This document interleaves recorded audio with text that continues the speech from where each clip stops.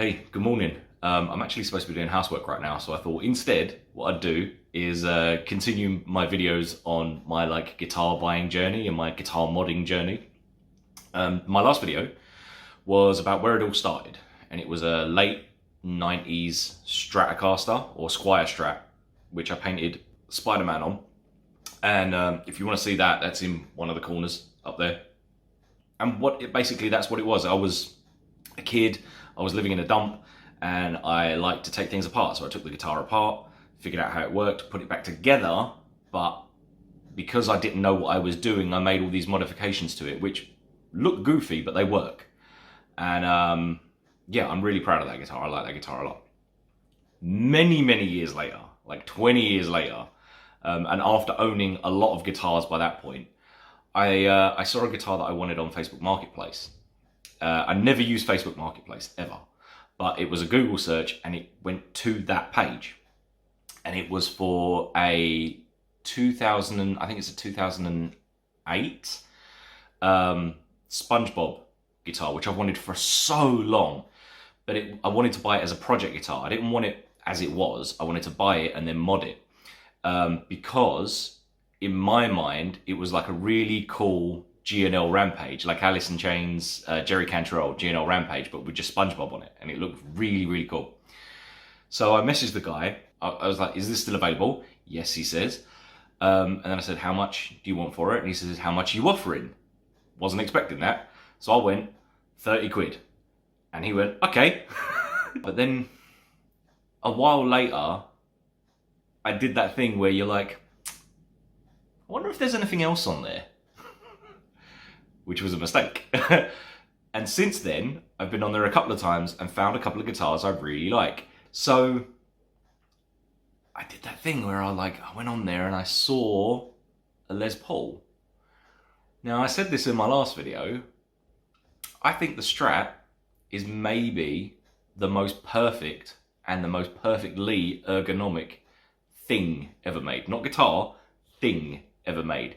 Les Pauls I've never really been interested in. Like, I almost bought a Les Paul way back. We're talking like the early 2000s, like 2000 and, I'm gonna say like 2002. I almost bought a Les Paul. But yeah, I've never really been interested in. But then I saw one that I really liked, and I'm like, I'll just message the guy, see what he says. Maybe it's not available anymore. You never know. So yeah, I spoke to the guy, confirmed the price, convinced my wife to go on a road trip to, surprisingly enough, we were going on a road trip to Compton. Yes, there's a Compton in the UK, I didn't even know that, some suburb outside of London. But yeah, so we were all ready to go. Met the guy, saw the guitar, and there was definitely, it needed some work. It needed a lot of work, but there was definitely something there to work with. So I'm like, okay, picked it up. All the guy knew was that the guy he bought it from said it was from the 1980s. It's completely unbranded. It's got no markings on it whatsoever. And I've checked inside too. There's nothing in the pickup cavity, nothing. All he knows is that it was from the 1980s, and that's it. So here is what I got. Now, you probably can't see this on the thing. Maybe if I go in close. What we have here, can you see? Hang on, let's get it in the light. Come on, pick it up. There you go. So what we have here is a blue metallic sparkle. So it's like a blue-green metallic sparkle Les Paul. Again, completely unbranded. No idea when it's from, where it's from, nothing. Like I say, I've checked the pickups, the pickup cavities, I've checked everything. I cannot find any markings on this thing whatsoever. So yeah, a blue sparkly Les Paul, which, considering my last videos, you're wondering, why would I buy that? Like, I'm a guy that loves Strats. I'm a guy that loves Strat shapes. Even my Ibanez sounds like a Les Paul, is built like a Strat, because the Strats are, like, the Strat shape is perfect, right? I'm a guy that grew up with Deftones, Korn, Alice in Chains, Nirvana. Why do you think I fancied buying a Les Paul all of a sudden. So anyway, I did. It needed some work.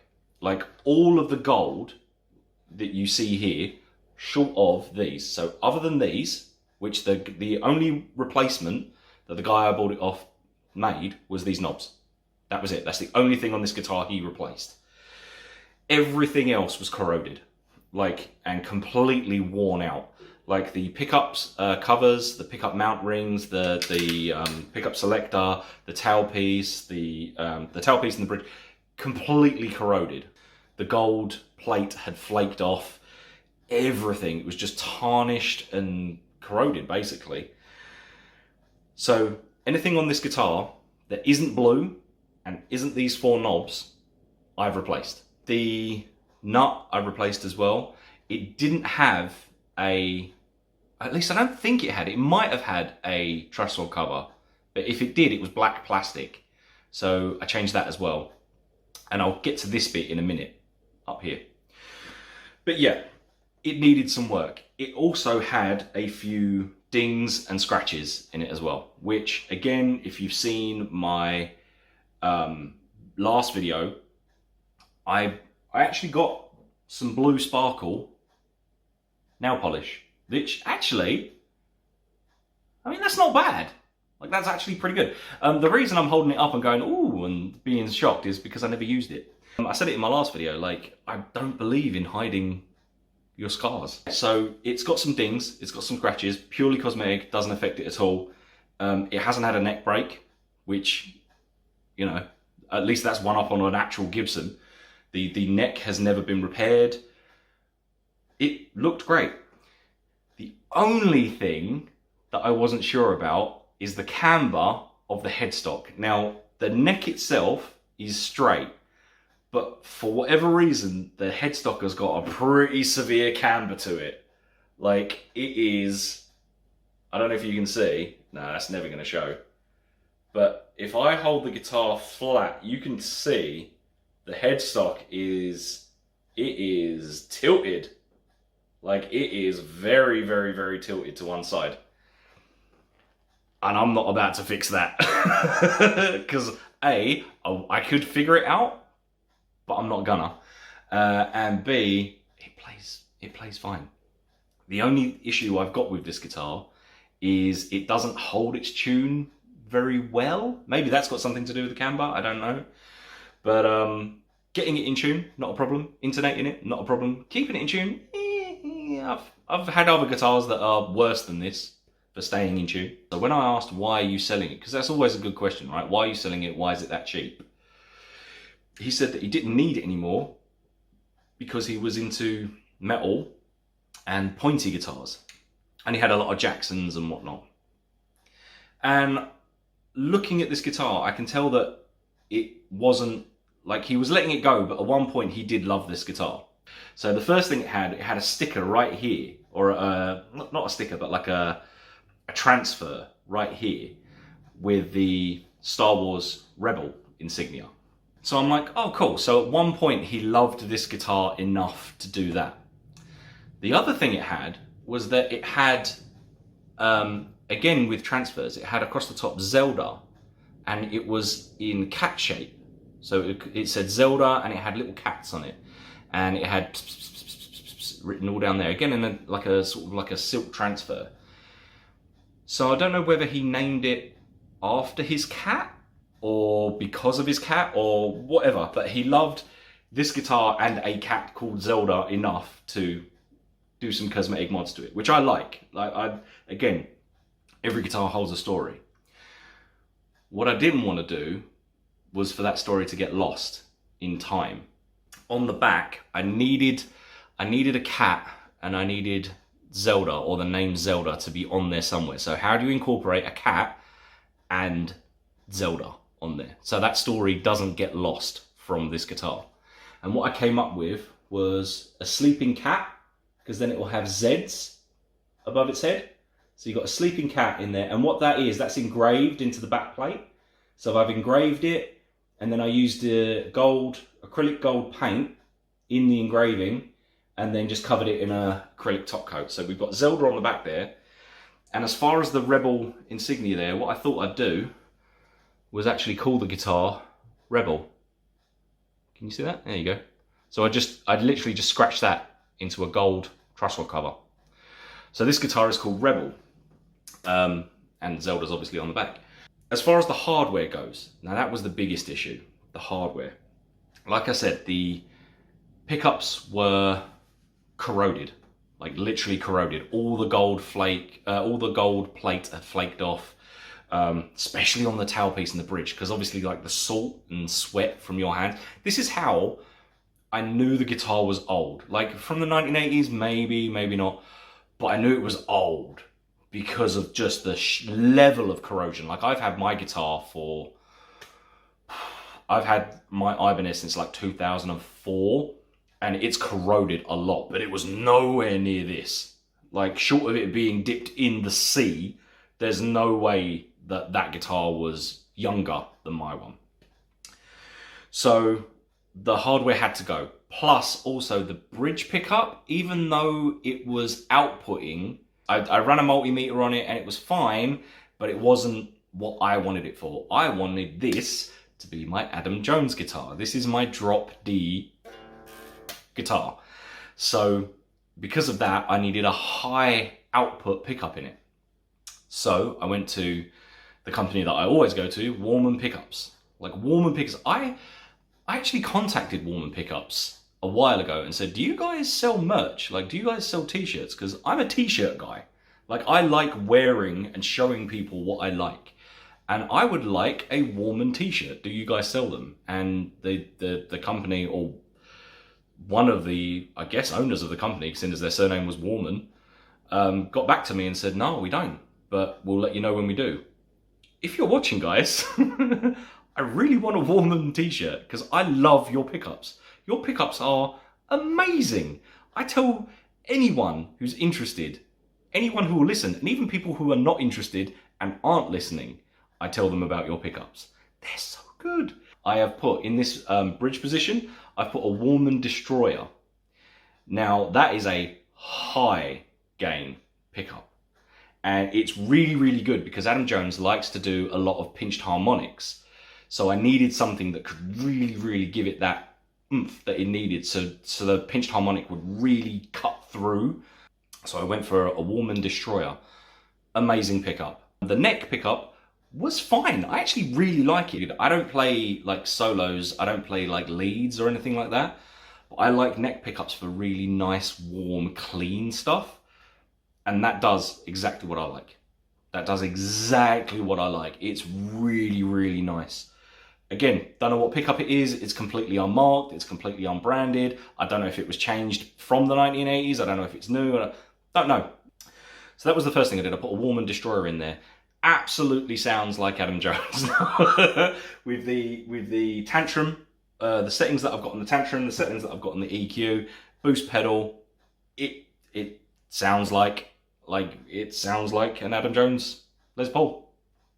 It's not a complicated sound. Yeah, I got rid of the ABR1 style bridge, obviously, because it was corroded and tainted. And one of the, I didn't notice it at the time, but one of the saddle screws was missing.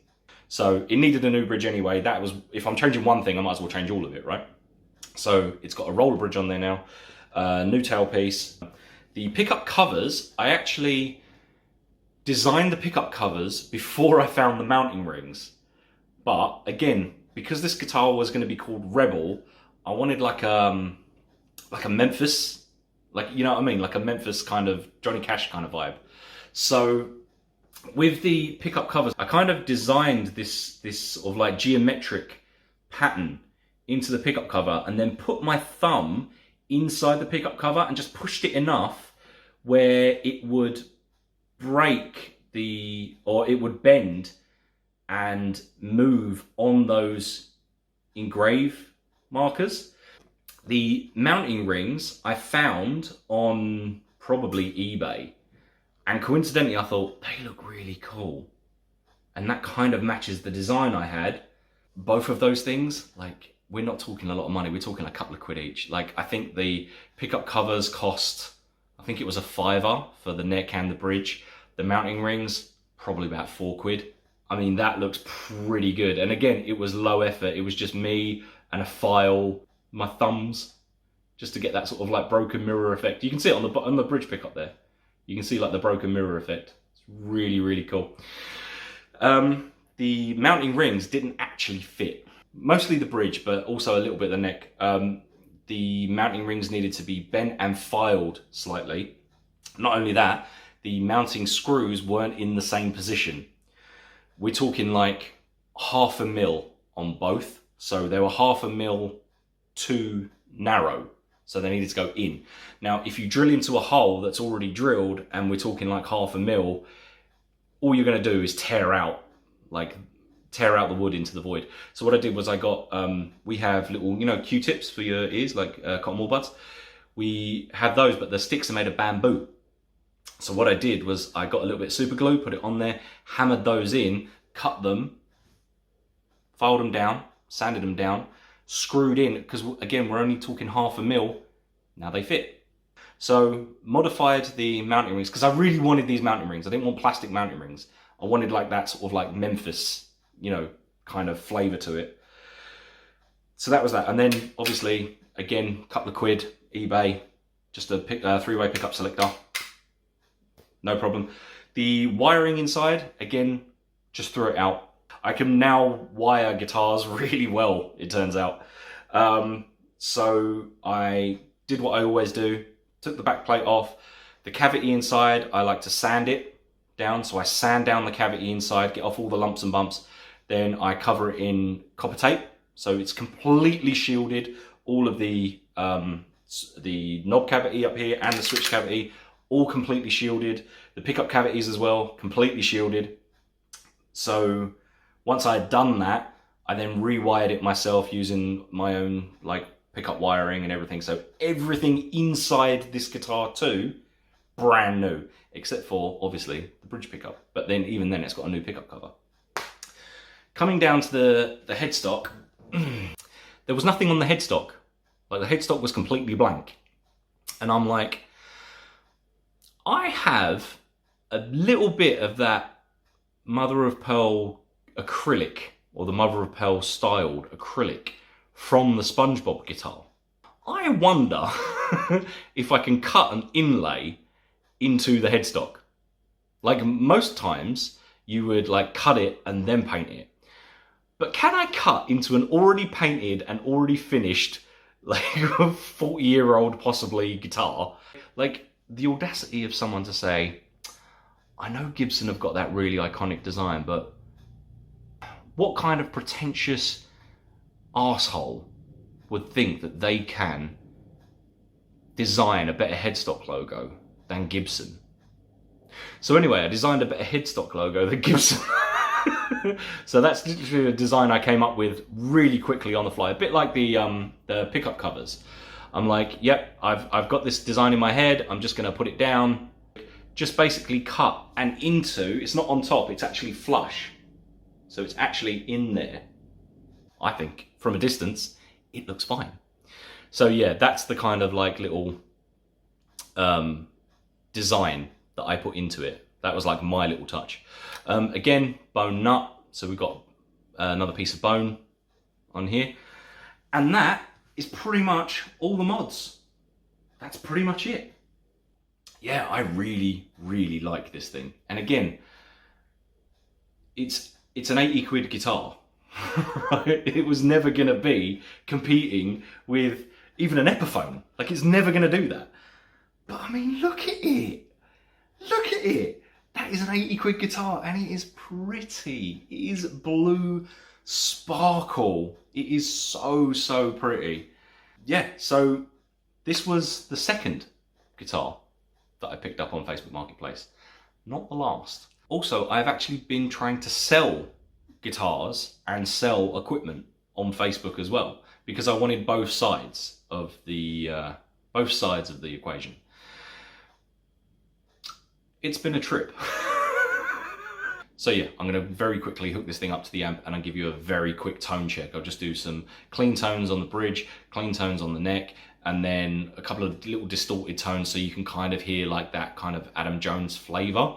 I think I've got a very basic, tool sounding EQ set into the pedal. So let's give it a shot, see what we think.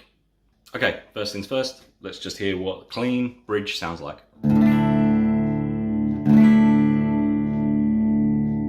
Sounds really, really good. Neck. So I mean, it's got that kind of like warm. So let's put some dirt through it.